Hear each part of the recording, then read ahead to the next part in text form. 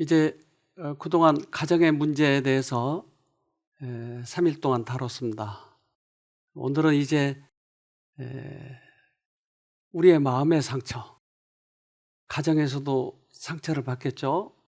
이러한 마음의 상처를 어떻게 치료할 것인지 이러한 부분들을 살펴보도록 하겠습니다. 우리들의 사회는 가정들이 모여서 사회가 이루어집니다. 그래서 가정은 또한 각 개인들이 모여서 가정을 이루게 되죠. 그래서 우리들의 마음 하나하나가 얼마나 소중한지 모릅니다. 그 마음들이 모여서 가정을 이루고 가정들이 모여서 사회를 이루기 때문에 그 사회가 건전한 사회가 되려면 마음이 건전해야 되겠죠. 그래서 우리는 마음의 상처, 이것을 회복해야 건전한 사회가 되지 않겠어요? 요즘에 이 질병 순위를 매기면 60대는 암이에요, 암. 40대, 50대는 이 피에 관계된 것, 혈액에 관계된 병이에요. 심장병이나 혈관병이나. 20대, 10대는 1위가 정신의 병이에요. 그건 마음의 상처를 통해서 오기 때문에 이러한 문제를 잘 살펴보아야 됩니다. 사회는 가정들로 구성되고 그 가장들의 행위에 따라 좌우된다. 생명의 근원은 마음에 있고 지역 사회와 교회와 국가의 중심은 가정에 있다. 사회의 행복, 교회의 성공, 국가의 번영이 가정의 가마에 달려 있다. 그래서 가정의 이 건전함이 사회의 건전함이 이루어지게 되고 국가의 건전함이 이루어지죠. 그래서 가정을 우리가 소중히 다룬다고 하는 것은 참 중요하죠. 가정에 마음의 상처가 있는 사람들이 많이 있다면 사회도 그만큼 건전하지 못하죠. 가정을 이루는 사람들은 더욱 지혜로운 계획으로 생활하도록 결심할 것이다. 즐거운 가정을 만드는 것을 첫째 목적으로 삼으라. 수고를 덜고 건강과 즐거움을 더할 설비를 반드시 갖추도록 하라. 그래서 가정을 아름답게 행복하게 꾸리기로 결심하라고요. 결심하지 않는 것과 하는 것은 차이가 많이 나겠죠. 그래서 어떤 가정은 아주 행복하고 어떤 가정은 하루 종일 싸우고, 그래서 이러한 그 가정의 문제들을 우리가 이렇게 가끔 뒤돌아보는 것은 참 우리들에게 유익하다고 생각합니다. 하늘을 가는 그런 가정들은 어떨까요? 행복하고 서로 사랑하고 그러지 않겠어요? 가족과 교회의 행복은 가정의 가마들에 달렸으며 영원한 유익은 이 세계의 의무들을 적절히 이행하는 데 달렸다. 이 세상은 도량이 큰 사람보다는 가정의 축복이 될 수 있는 선량한 사람을 더 많이 요구한다. 그래서 대통령보다 장관보다 가정을 아끼는 그러한 사람들이 더 필요하다. 이제 우리들의 이 몸과 마음은 하나라고 얘기를 드렸습니다. 근데 우리들의 마음은 이 뇌에 들어있어요. 그런데 어떤 사람은 화가 나요. 화가 나면 눈으로 아무리 성경을 읽어도 들어오지 않아요. 그러니까 겉으로는 읽는데 속의 눈은 읽지 않고 있는 거예요. 어떤 사람은 너무나 풀같이 화를 내는데 내가 이 화를 가라앉히기 위해서 때때로 그 mp3를 좀 들어봐야 되겠다. 그럼 이게 겉의 귀에는 들리는데 속의 귀에는 안 들리는 거예요. 그래서 내 안에 또 나의 내가 들어있는 거예요. 그 마음의 상처를 받게 되면 어떻게 회복돼야 되느냐 하는 것이죠. 마음의 기능은 모두 뇌에서 만들어지고 있다. 마음은 이 뇌 속에 들어 있습니다. 마음에서 내려가는 이 신경선들이 우리들의 몸을 모두 다 관할하고 있죠. 야, 너 성질난데? 가 한 대 쳐. 그러면 마음이 시키는 것 때문에 주먹이 가는 거야. 그것처럼 몸과 마음은 하나라라고 얘기합니다. 마음의 변화는 몸의 변화를 일으킨다. 그래서 이 뇌를 단면도로 잘라봤어요. 잘라봤더니 뇌 이 표면에 체성감각령이라고 하는 신경이 분포되어 있어요. 그래서 많이 사용한 부분은 그 분포가 넓고 조금 사용한 부분은 분포도가 아주 조금 있는 것이에요. 여기 보니까 입하고 손이 굉장히 크게 분포되어 있네요. 많이 사용한 것은 저렇게 크게 분포되어 있어요. 그래서 크게 되어 있는 이 분포도를 역으로 그림을 그려봤더니 이렇게 생겼어요. 그러니까 혀를 많이 우리가 사용하기 때문에 저렇게 크게 그것은 우리들의 그 마음이 얼마만큼 많이 사용되고 있느냐는 것을 증명하는 겁니다. 남자와 여자가 누가 더 말을 많이 해요? 여자는 이거 좀 조심해야 되는 거 아닌가요? 남자는 성질나면 이거 나가니까 이거 조심해야 되고. 그래서 우리들의 마음은 몸과 하나다라고 하는 거죠. 때때로 몸에 질병이 생기면 마음을 살펴보지 않으니까 실패한 경우가 참 많아요. 그런데 몸의 질병이 거의 90% 이상이 마음에서 기인된다고 하는 거예요. 그래서 마음의 상처를 치료하면 몸의 상처가 빨리 치료되는데 이런 정신계통을 연구하는 분들이 마음과 몸이 관계되어 있다고 하는 것을 알아냈어요. 또한 아이들이 상처를 받는데 그 아이들이 마음의 상처를 받았을 때 뇌는 어떻게 변하는가를 체크해 봤어요. 그래서 뉴스에 지금 나오는 겁니다. 부모 언어 폭력, 아이 뇌 망친다. 언어 폭력만 해도 뇌가 망가진대요. 정서적 학대만으로도 뇌에 평생 상처 남겨. 그래서 대전 성모병원에 정신의학과 교수 최지욱 씨라는 분이 이것을 체크를 해봤어요. 그래서 MRI를 찍어봤어요. 그랬더니 이렇습니다. 부모의 언어적 학대가 아이의 뇌에 문제를 일으키는데 언어로 학대를 하면 언어가 발달이 안 되는 거예요, 아이의. 언어적 지능 저하는 물론 감정 조절에 문제 일으켜. 가정의 폭력을 보게 되면 그 시각에 문제가 생기는 거예요. 가정폭력 목격, 시각정보 신경회로에 영향 미쳐. 최지욱 대전 성모병원 정신건강의학과 교수, 언어적으로 학대하는 그런 말들을 쭉 듣고 자란 경우에는 언어 뇌 회로 발달에 뚜렷하게 문제가 생기고 시각적으로 계속 가정폭력을 목격하고 자란 경우에는 시각 회로 발달에 뚜렷하게 문제가 생겼습니다. 그래서 주먹으로 때리면 상처가 나고 칼로 베면 상처가 있어요. 그래서 꼬매야 되죠. 그런데 이 속에 들어있는 또 하나의 나는 언어라고 하는 것으로 찌르는 거예요. 폭력으로 인해서 찌르는 거예요. 근데 이게 안 보이기 때문에 상처가 없는 것처럼 착각하지만 이 아이들이 장성해 가면서 그 상처의 후유증이 나타나는 것이에요.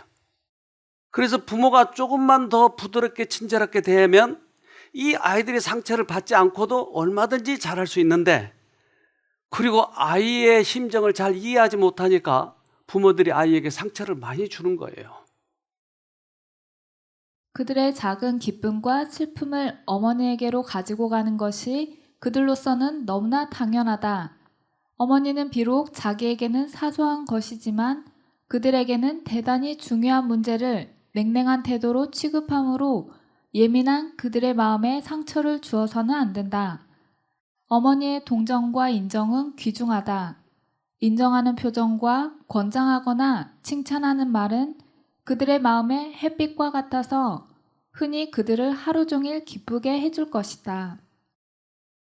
아이들은 마음이 세심하고 센시티브하기 때문에 엄마의 그 말 한마디에 아이들이 용기를 갖고 기쁨을 찾고 그렇더라 이 말이죠. 근데 돈을 벌어야 되기 때문에 아이들을 함부로 대하면 반드시 그 후유증을 경험하게 되는 것이에요. 마음과 뇌의 세계에 대해서 요즘에는 그래서 과학자들이 열심히 연구를 하고 있는데, 제가 지금 노트북을 쓰고 있는데요, 이 속에는 많은 양의 정보가 들어있어요. 근데 이 정보를 이제 인터넷에서도 또는 이제 다른 카메라, 전자 카메라로 또는 스캐너로 그림을 찍죠. 그래서 스캐너는 이 그림, 빛의 신호를 전기 신호로 바꿔서 이 노트북의 하드에 들어가요. 즉 반도체에 들어가는 거예요. 그래서 이런 전자 카메라도 그렇게 해서 들어와요. 그러니까 하드에, 즉 반도체 이 안에 많이 들어있어요, 용량이. 근데 사람은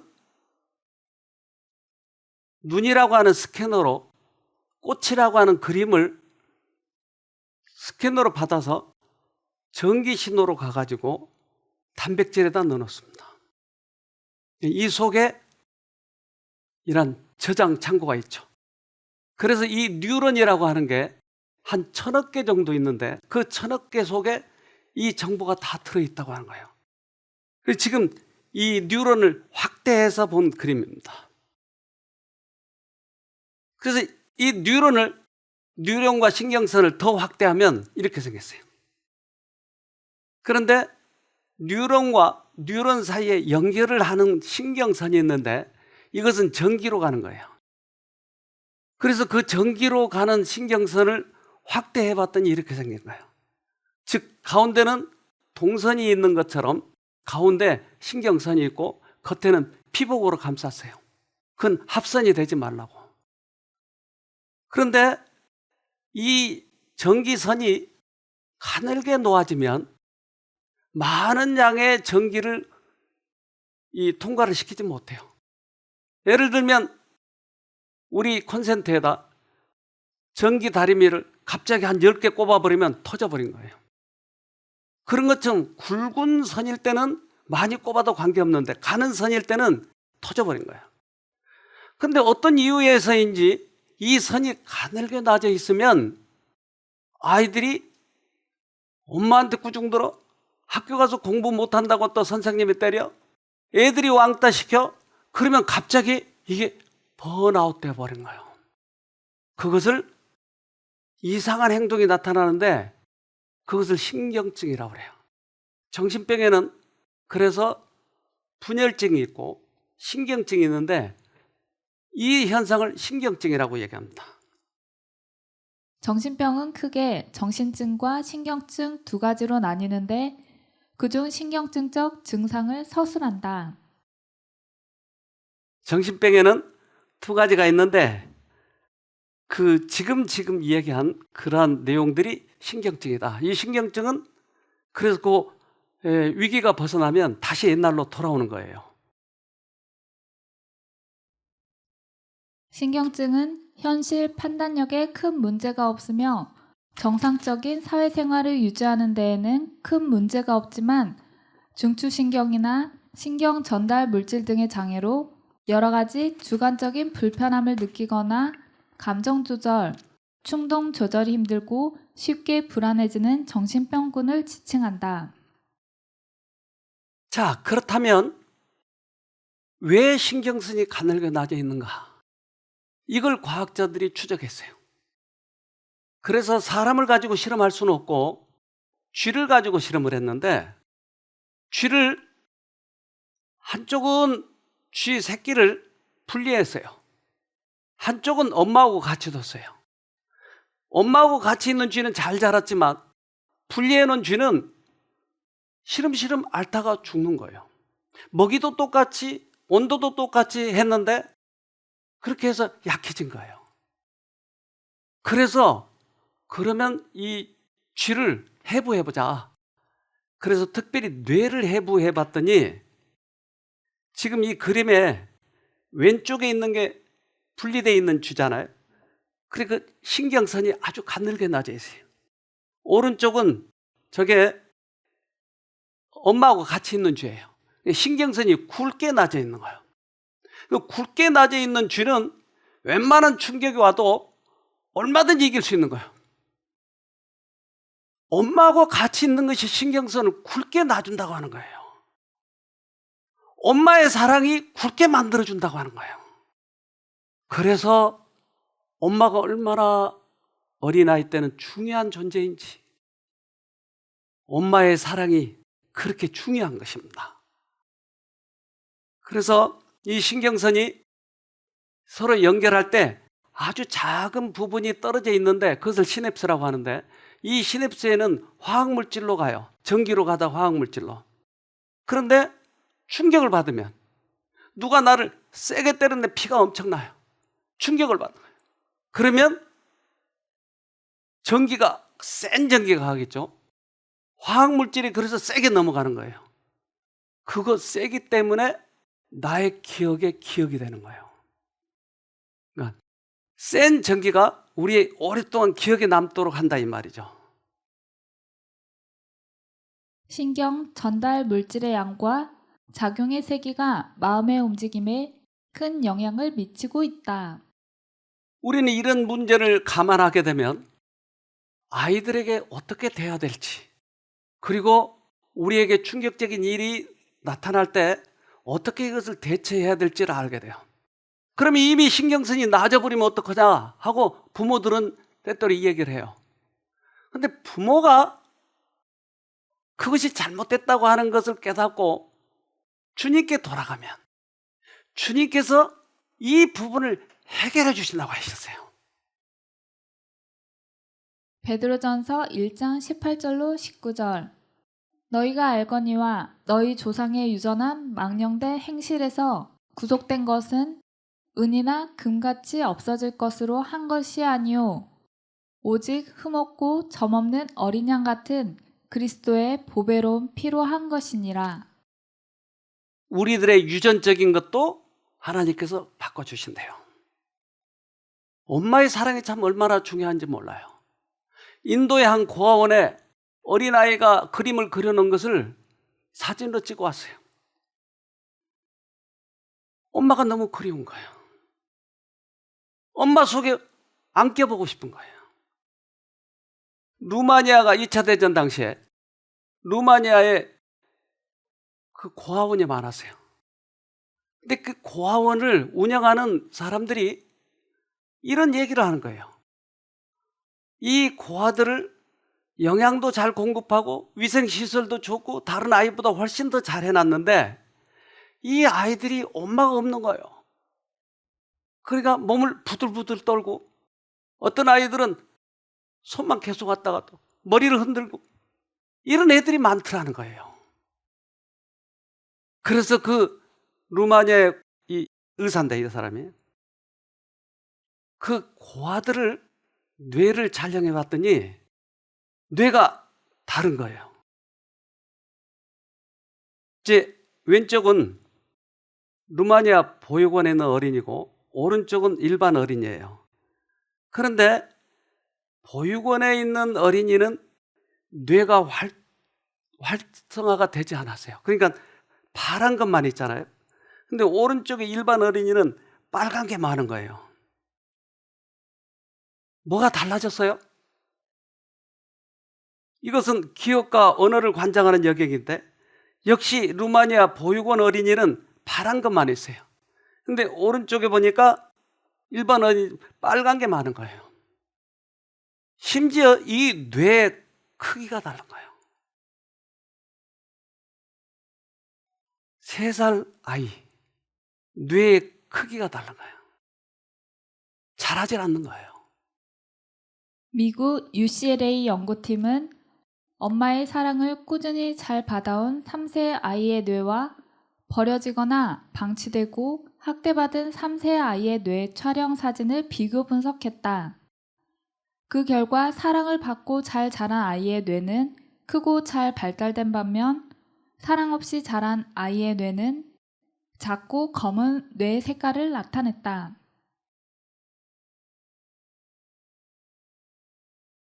연구팀은 사랑받고 잘 자란 뇌는 추후 지적 능력과 사회성 발달에 뛰어난 반면 뇌가 제대로 자라지 못한 아이는 마약 중독이나 폭력 등의 각종 범죄와 연관될 가능성이 높을 수 있다고 분석했다.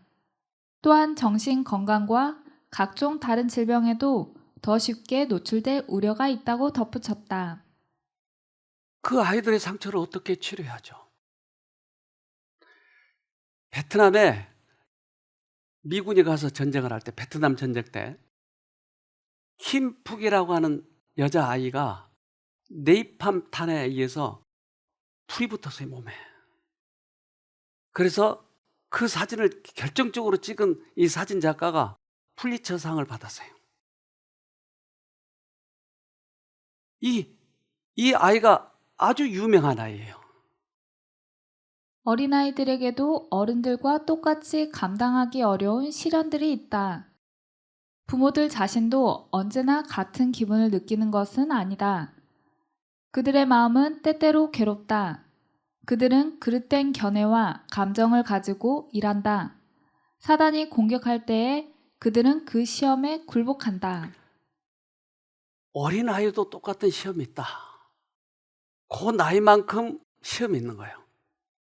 근데 이 아이가 온몸이 불이 붙어서 이제 미군들이 치료하는 장면입니다. 많이 벗겨져 있어요. 이 사진을 보면 더 확실히 나타나죠. 손이 허옇잖아요, 저렇게. 얼마나 상처가 크겠어요? 그래서 이 킴북이란 여자가 큐바로 갔다가 또 카나다로 갔다가 이렇게 하면서 결혼도 2번이나 실패하고, 그런데 그가 얼마나 마음에 상처가 많겠어요. 여자로서 남에게 보여줄 수 없는 몸 어떡하냐고요. 그런데 이 여자는 마음을 바꿨어요. 남이 나를 동정해 주기를 원하는 것이 아니고 이제 나의 마음을 다른 사람을 동정하는 데 사용한 것이에요. 그가 고아들을 돕기 시작한 거예요. 저 팔 좀 보세요. 몸을 보세요. 고아를 도운 거예요. 그래서 그 김북이라는 여자가 우리나라에도 왔어요. 그는 그 상처를 씻기 위해서 남을 돕기 시작하는 거예요.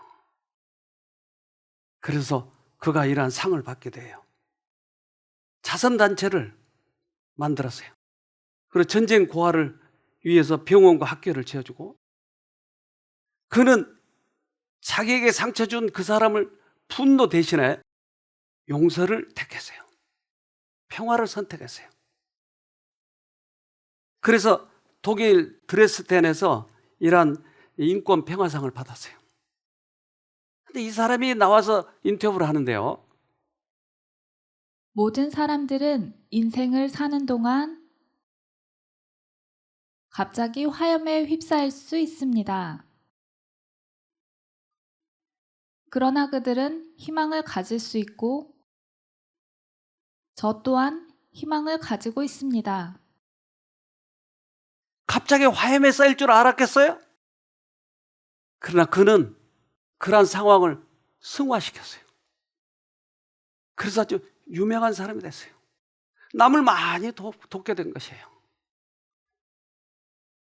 시련과 빈곤의 때에 자기보다 더 가난한 자들에게 동정과 도움을 주는 모든 사람에게 하나님께서는 큰 축복을 주시겠다고 약속하셨다. 하나님께서는 변치 않으신다. 하나님의 능력은 지금도 엘리야의 시대보다 적어지지 않았다. 우리에게도 시련이 다가오면 마음의 상처가 입혀지거든 그걸 나를 도우라고 동정의 손을 내밀지 말고 오히려 내가 다른 사람을 동정하겠다고 하면 주님께서 더 크게 축복하시겠다라고 하는 것이에요. 어느 집회에 가서 상담을 하는 중에 한 아주머니가 오셨어요. 근데 이분이 좀 아무도 없는 데서 조용히 얘기하자고. 뭔가 비밀이 있나 보다.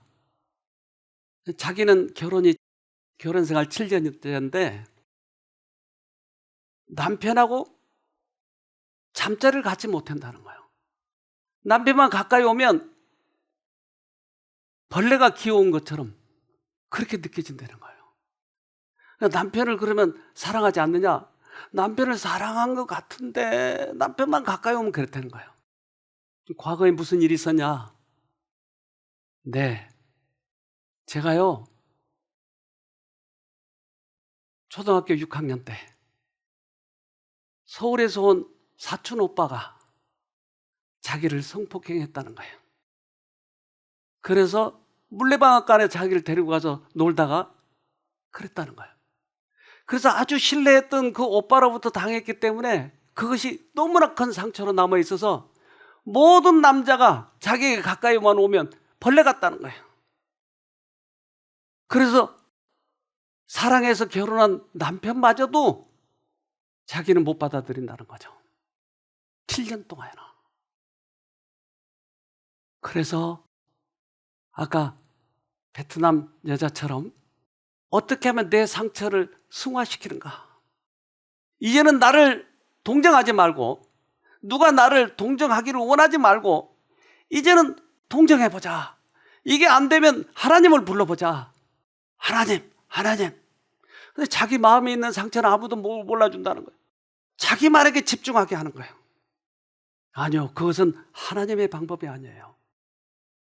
때때로 어떤 경우에 있어서는 그렇게 남을 도와주려고 하지만 그것은 도움을 주는 것이 아니에요. 그분의 상처를 계속 건드리는 것은 도움을 주는 것이 아니에요. 오히려 남을 돕도록 만들어줘야 되는 거예요. 잠언 14장 10절. 마음의 고통은 자기만 알고 마음의 기쁨도 남이 나누어 가지지 못한다. 이 여자분이 드디어 실행에 옮기기 시작했어요.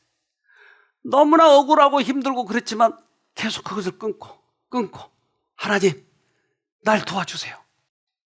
그래서 그 마음의 상처가 회복이 된 것이에요. 대부분 이 상처를 오랫동안 돌리고 있는 것을 질병이라고 얘기해요. 심한 스트레스를 경험하면 PTSD라는 정신질환에 걸린다. PTSD는 정신질환인데 이 PTSD가 생긴 이유는 이렇습니다. 좋지 못한 기억이 언제까지나 잊혀지지 않는 것은 스트레스 호르몬이 원인일지도 모른다. 좋지 못한 기억이 계속 돌리고 있는 것을 PTSD 병이다. 그러나 PTSD에서는 이 메커니즘에 장애가 있을 가능성이 있다. 구체적으로 말하면 해마나 편도체를 포함하는 정동의 기억을 맡고 있는 신경 네트워크의 이상에 의한 것이라고 생각된다고 말하고 있다. 결국 PTSD에서는 해마나 편도체에 이상이 있기 때문에 좋지 못한 기억이 잊혀지지 않을 가능성이 있는 것이다.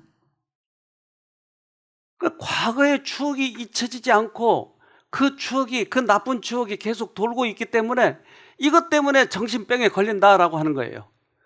우리들 내 속에는 우리들의 과거의 추억들을 가지고 있어요. 내가 가지고 있는 깊은 상처를 못 버리고 있는 것이에요. 그런데 이 상처를 가지고 있는 아이를 도와준답시고 그 아이에게 동정만 할 때는 거기서 못 빠져나온다는 거예요. 환자들의 회복에 가장 뚜렷하게 방해가 되는 한 가지는 자기 자신들에게 주의를 집중시키는 일이다. 많은 환자들은 그들이 자기 자신들로부터 주의를 돌려 다른 사람들을 생각하고 돌봐주어야 할 필요가 있는 그때에 모든 사람이 자기들에게 동정을 기울이고 자기들을 도와주어야 한다고 생각한다. 물론 처음 접근할 때는 동정이 필요하겠죠. 사랑이 필요하겠죠. 그러나 그가 남을 동정할 수 있도록 유도를 해주는 것이죠. 그가 우리 마음의 상처를 치료할 수 있는 유일한 분, 예수님을 보게 해야 되겠죠. 그러나 꽤 이 어떤 다른 학문에 있어서는 자꾸 그 사람의 내면에 들어가서 내면의 목소리를 들어야 된다, 내면에 아예 해야 된다, 그렇게 해서 그 상처를 또 한 번 건드리려고 하는 거예요. 그러나 그것은 하나님의 방법이 아니고 사람의 방법이겠죠. 그것은 어떻게 보면 학문에 불과하겠죠. 그 상처를 자신의 마음속으로 살펴보고 과거에 대하여 말함으로써 그것이 그를 괴롭게 하고 불행하게 만들도록 허락했다.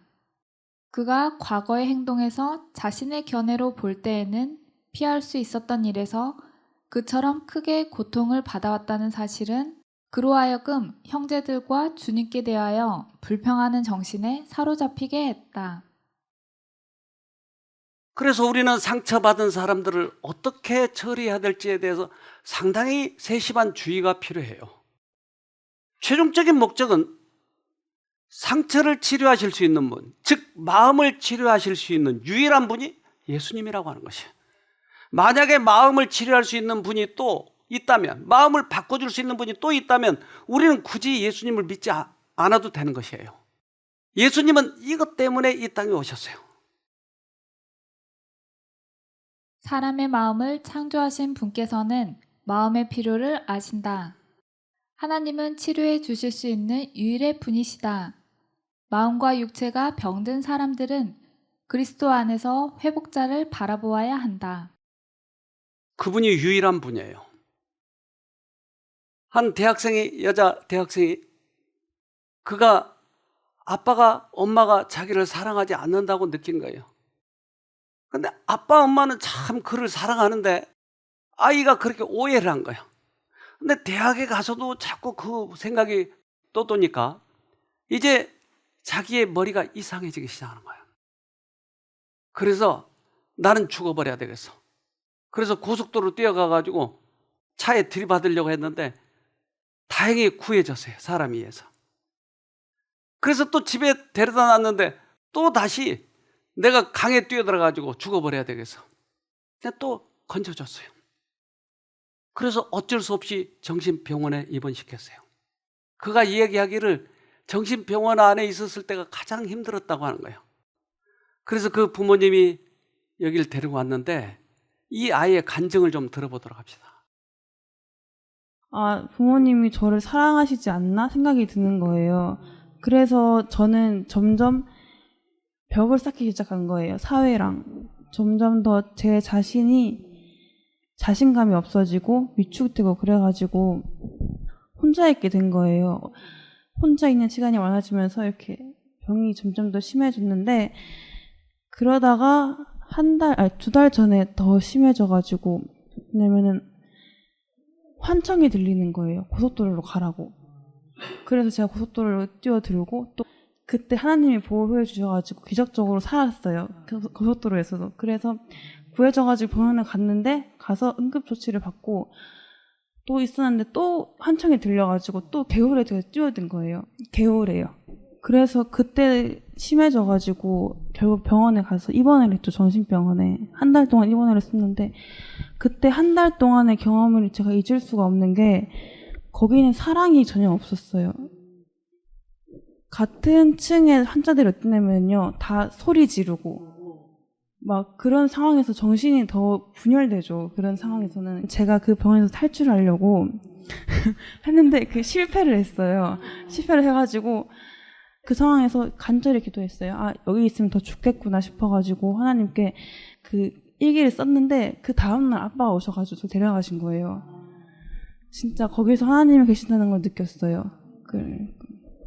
그래서 여기 왔는데 처음에 여기 너무 낯선 거예요. 병원이랑 너무 달라가지고 너무 관심을 많이 받으니까 오히려 그게 더 낯설어가지고 점점 여기서 하나님은 사랑이시구나. 그리고 여기가 진짜 천국이구나. 이렇게 사랑을 많이 받아본 적이 없어요. 제가 표현을 많이 받아본 적도 없고 그렇게 자신감이 없던 제가 점점 자신감이 생겨가지고 이렇게 얘기도 하게 되고 하는 걸 보니까 정말 하나님께 감사드려요. 몸도 처음에는 여기 왔을 때 저를 보시면 아시다시피 제대로 걷지도 못했잖아요. 그런데 하나님을 부르니까 그 힘이 생겨가지고 여기 온 지 일주일이 지나고 2주일 좀 되니까 나아져가지고 이제 완전히 걸어 다닐 수 있게 되고 말도 잘 안 떨리고 생각도 명료해지고 이렇게 된 것 같습니다. 네, 하나님께 정말 감사합니다. 여기서 신정희 쌤이 어느 날 예수님을 오늘은 10,000번 부르자 하셨거든요. 그래서 아침에 5,000번, 오전에 5,000번, 오후에 5,000번 부르자 그랬는데 그때 정말 속으로 예수님을 간절히 계속 불렀어요. 예수님, 예수님, 예수님 불렀는데 그때 손에 힘이 전혀 없었거든요. 그런데 그때 힘이 들어온 거예요. 그걸 느꼈어요, 제가. 그걸 제가 하나님을 만났습니다, 여기서. 네. 제가 제 의지대로 제 몸을 통제하지 못하는 게 정말 힘들었어요. 저는 앉아서 쉬고 싶은데 계속 걸어 다녀야 되는 거예요. 밤새도록 걸었어요. 여기 저는 앉고 싶고 쉬고 싶고 자고 싶은데 눕지를 못하고 또 앉고 싶은데 앉지를 못하고 그냥 그만 걷고 싶은데 계속 걸어야 되는 거예요. 그게 너무 힘들었어요. 정말 사단이라는 존재가 있구나 제가 생각을 했고요. 예수님을 10,000번 부르자 했던 그날 이후로 점점 좋아져가지고 오늘은 9시에 자가지고 6시에 일어났어요. 그래서 5분도 못 자고 계속 일어나가지고 뺑뺑 돌던 제가 이렇게 자게 된 건 정말 하나님의 축복인 것 같아요. 네. 근데 앞으로 여기서 푹 쉬면서 점점 하나님의 사랑을 좀 느끼면서 제가 느꼈던 하나님을 다른 사람에게 전할 수 있는 그런 사람이 되고 싶어요. 우리는 사단을 이길 수 없지만 사단보다 더 큰 분을 부르면 그분이 우리를 도와주신다고 하는 거예요. 우리 스스로 사단의 지배를 벗어날 힘이 없는 것은 사실이지만 우리가 죄에서 해방되기를 바라고 크게 그 필요를 느껴 자신보다 더 높은 힘을 구할 때 영혼의 힘에는 성령의 거룩한 힘이 불어넣어져서 하나님의 뜻을 이루는 의지의 지배를 받는다. 우리는 이길 수 없지만 하나님을 선택할 수는 있어요. 그러면 우리의 의지를 드렸기 때문에 그분이 우리를 도우신 것이죠. 제가 지금 노트북을 쓰고 있는데 이 노트북에 제가 이 글을 써가지고 이거 끌려고 하면 저장하시겠습니까? 저장 안 하시겠습니까? 그러는 거예요. 그러면 그러면 하드에 쑥 들어가요. 저장 안 하면 그럼 날아가는 거예요. 내가 엄마한테 너무나 두들겨 맞아서 내가 원수를 갚아야 돼. 원수를 갚아야 돼. 내가 잊어버렸나 보자. 머리에 뱅뱅 돌리게 되면 하드로 쑥 들어가는 거예요. 근데 엄마가 나를 사랑해서 그랬나 봐. 에이, 잊어버리자. 그러면 싹 날아가 버린 거예요. 우리는 이 기억을 담아놔야 될 것인지 말아야 될 것인지를 내가 결정하는 거예요. 내가 선택하는 거예요. 그래서 그 나쁜 추억을 계속 곱씹고 하면 이 아이처럼 되는 것이에요. 그래서 하나님을 불러서 끊어줘야 되는 것이죠. 그는 과거에서 살았고 무익한 기억으로 자신의 생애를 괴롭게 하는 대신에 망각 속으로 흘려버려야 할 시련들을 되살렸다. 네, 이걸 되살렸어요. 이제는 없애버려야죠. 그래서 우리에게는 꼭 하나님이 필요한 거예요.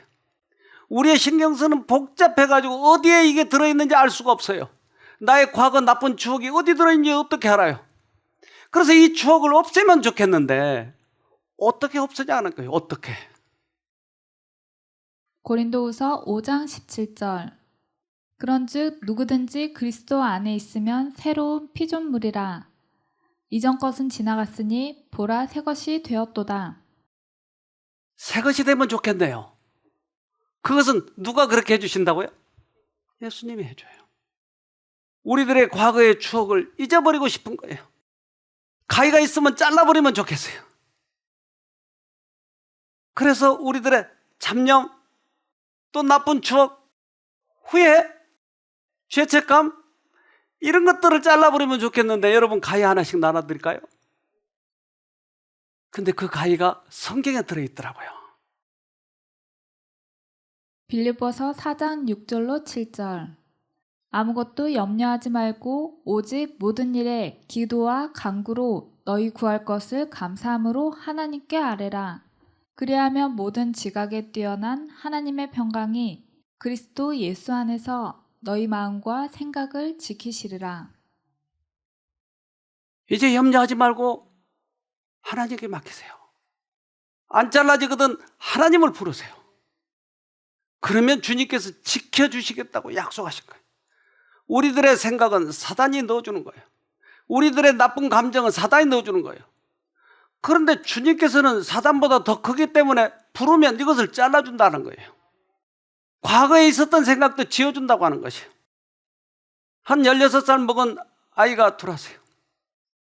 16살, 16살. 그런데 그 아이가 강의할 때마다 소리를 지른 거예요. 들어올 때 휠체어를 타고 들어왔어요. 그래서 난 걷지 못하는 아이인 줄 알았는데, 걷는 아이인데 얘가 앞으로 한 서너 발짝 가면 뒤로 대여섯 발짝을 아무리 가려고 해도 뒤로 가라. 그리고 입으로는 백! 무슨 소린지도 모르겠어요. 꽥! 그리고 가끔 이 성적인 그런 단어를 계속 뱉은 거예요. 옆에 앉아 있으면 시끄럽기도 하고 민망하기도 하고 가끔 또 이렇게 손으로 탁 치는 거예요. 그러면 옆에 있는 어떤 이 같이 참가자 온 또 봉사자 젖가슴은 그냥 탁 치는 수도 있고. 그래서 하도 소리가 시끄러워서 제가 입에다 저렇게 반창고를 붙여놨어요. 그랬더니 이제 코로 소리 내는 거야. 처음 왔을 때 며칠 뒤에 사진입니다. 보도록 합시다. 이거 좀 들어줄래? 길어. 여기가 빠르니까 뒤에가 너무 힘들어 보여. 1. 그래서 1 어디야? 모아서 인간이 할 수 없는 것을 하나님은 하실 수 있다고 하는 것을 백성들과 힘들만 하는 것인데 그렇게 결단을 했으니까 이거 며칠이고 꽤 많은 사람들이 내가 죽을 때는 죽지라고 쉽게 생각해요. 어떻게 저렇게 됐을까요? 그 아이하고 상담을 해봤어요. 이 마음에 상처가 많이 있는 것 같아요. 어려서부터 상처. 나중에 그 부모님으로부터 들었는데 엄마가 직장에 나가야 되니까 아이가 5살 때부터 이제 그 유치원에 데려다 주겠죠. 그러면 그 아이가 절대 안 들어가려고 버티는 거예요. 그래도 사내 자식이 그리고 집어넣어 놓고 엄마는 직장에 갔다. 그 이튿날 또 그 앞에서 벌벌 떠는 거야. 안 들어가는 거야. 그래도 강제로 밀어넣고 그러더니 아이가 어느 날부터 이런 소리를 내기 시작한 거야. 틱짱이가. 그리고 또 어느 날부터 앞으로 걷지 못하고 뒤로 자꾸 앞으로 갔다가 또 뒤로 가고. 그래서 이 아이를 붙들고 하나님 불러보자. 하나님 불러보자.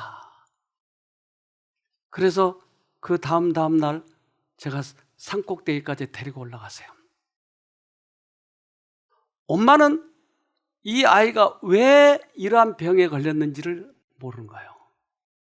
근데 그 아이가 뭔가를 이렇게 고백을 하니까 엄마가 그때서야 생각이 난 거예요. 이 아이의 5살 때의 상처였어요. 그것이 그 아이를 그렇게 만들어버리고 말았어요. 우리 이제 엄마 얘기를 좀 들어봅시다. 할머니가 이제 중풍으로 쓰러지시는 바람에 고모 집에 아이를 한 달을 맡기는 일이 있었어요. 그때 이후로 아이는 저하고 떨어지지 않으려 하고 울고 불고 난리치고 했던 그런 경험들이 있습니다. 그때는 그것들이 분리불안증이라는 것을 몰랐었어요.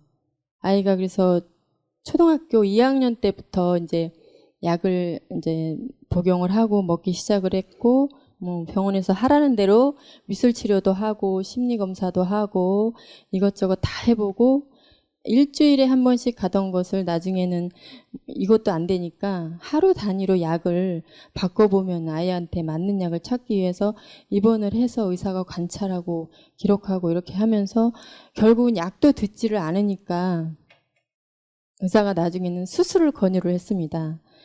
근데 수술 방법이 이제 뇌를 절개를 하고 여기다 전기 칩을 심고 이제 밖에서 외부적으로 이렇게 충격을 주면, 전기 충격을 주면 아이가 이제 뇌의 흐름이 잡히면서 치유가 된다는 것이었어요. 그래서 저는 이제 어떠한 사례가 있느냐 하고 이제 의사 선생님께 여쭤봤을 때 병원에서는 우리나라에서는 그런 사례가 없지만 미국에서는 한 건이 있다. 너무 어이가 없고 너무 마음이 아파서 그냥 그대로 이제 퇴원을 하고, 프로그램 때는 이제 학생들이 아이가 정말 힘들어서 못 걸을 때는 휠체어까지 이렇게 대동을 해서 아이를 쉼터 저기 숲속교실까지 데려가고 데려오고 하는 일도 있었고, 원장님이 딱 본격적으로 도와주기 시작했어요. 근수야, 산에 가자. 근데 원장님이 하고 갈 때는 하나님 부르라니까 아이가 착실하게 하나님, 하나님 계속 부르면서 아이가 산을 가니까 그날 어떤 줄 아세요? 걷지도 못한 애가 산 정상으로 올라갔어요. 정말로 아이에게 내가 해준 것이 이 신앙인으로서 아무것도 없었다는 것을 여기 와서 깨달았습니다.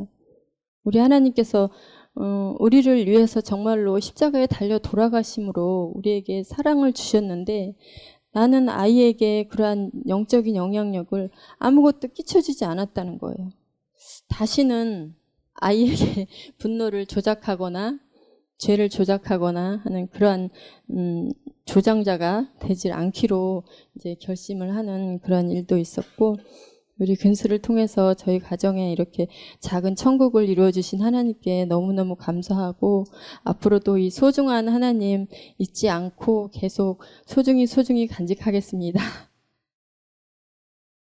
가정의 상처가 회복이 되네요. 엄마는 그 애가 여럿이 있다 할지라도 한 손가락이 아프면 아픈 거예요. 근데 그 아이가 회복됨으로 인해서 얼마나 가정이 행복해지는지 그 아이가 나가기 전에 간증을 좀 했어요. 근수가 올 때 근수의 상황이 어땠어? 그때는 뭐 되게 심했죠. 그때는 지금 가만히 못 있고 그냥 앉아 있는 거, 서나 앉아 있나 그냥 다 힘들었죠. 그냥 자는 게 저한테 자는 게 그냥 제일 좋았고, 일단 그때도 되게 힘들었죠. 일단 진짜 지금 앉아 있을 때도 지금처럼 가만히 있는 게 아니라 사람은 그냥 되게 치고 그냥 손으로 칠 수 없다는 뭐 발로도 뭐 사람들을 뭐 찰라고 막 그러기도 하고 그랬었는데 지금은 아예 그런 게 없어졌고, 원장님은 일단 되게 있어서는 뭐 아버지 같은 분이시죠.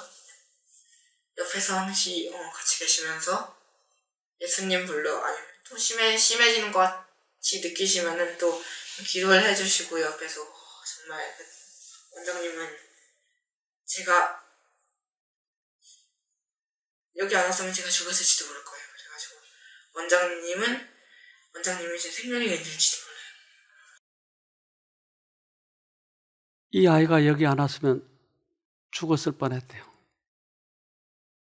결정적으로 이 아이가 회복된 것은 하나님을 불렀지만 엄마를 용서했어요. 그러면서 급격히 회복이 됐어요. 하나님은 이러한 사람 때문에 이 땅에 오신 것이에요. 그래서 이런 마음의 상처를 치료하실 수 있는 분은 예수님밖에 없기 때문에 가정에 예수님을 모시고 들어와야 돼요. 우리는 이런 병이 다른 데서 기인된 것처럼 착각하면 안 돼요. 이것은 마음의 상처예요. 이사야 61장 1절 여호와의 구원 주 여호와께서 내게 영을 주셨다. 여호와께서 내게 기름을 부으셔서 가난한 사람들에게 기쁜 소식을 전하게 하셨다. 주께서 나를 보내셔서 마음이 상한 사람을 위로하고 포로에게 자유를 선포하고 갇힌 사람에게 해방을 선포하게 하셨다. 예수님은 마음이 상한 자를 고치러 오셨대요. 사단에게 갇힌 자를 놓아주러 오셨대요. 사단에게 눌려서 꼼짝 못한 그런 사람들을 치료하러 오셨대요. 풀어주러 오셨대요. 이제 우리 가정 안에 마음에 상처 있는 분들 예수님을 만납시다. 그리고 서로 사랑하면서 하늘을 준비해 가면서 우리 가정에 끈끈한 서로 사랑을 하면서 그렇게 하늘까지 같이 가도록 하십시다.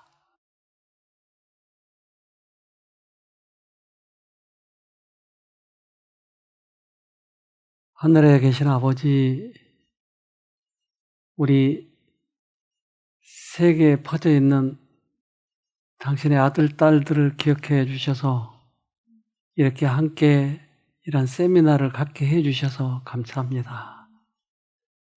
하나님의 말씀이 모든 문제의 해결책이고 하나님만이 치료자 되신 것을 다시 한번 확인했습니다. 그래서 모든 문제들을 이제 주님께 가져와서 해결받도록 도와주시옵소서.